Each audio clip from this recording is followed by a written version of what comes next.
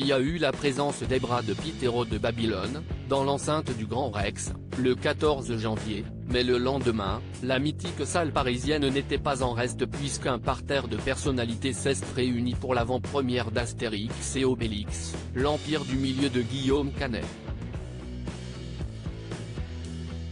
L'occasion d'y croiser l'impériale Marion Cotillard en salopette, Gilles Lelouch très amoureux ou encore Julie Depardieu et Philippe Catherine, en famille. Si grand nombre des artistes présents s'étaient mis sur leur 31, une actrice a fait sensation dans un look plutôt inattendu. En effet, Alice Talioni était présente à l'avant-première et si est en jogging basket que celle qui partage la vie de Laurent Delahousse a brillé devant les photographes. Écharpe, pull et long manteau en fausse fourrure, elle était prête à affronter le froid.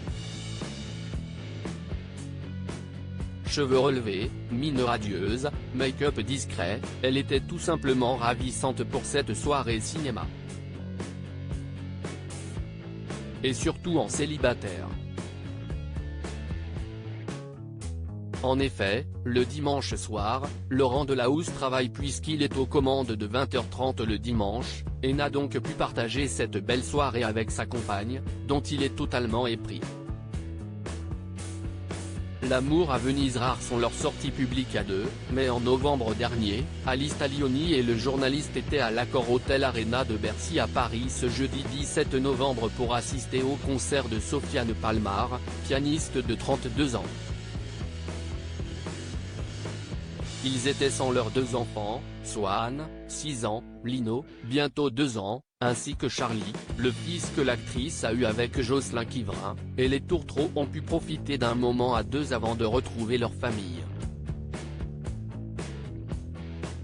S'ils ont déjà 10 ans au compteur de leur relation, les sentiments ne semblent nullement avoir faibli entre ces deux-là. Cet été, ils se sont d'ailleurs offert quelques moments inoubliables à Venise. Loin de leurs enfants, ils ont pu se retrouver dans ce cadre des plus romantiques.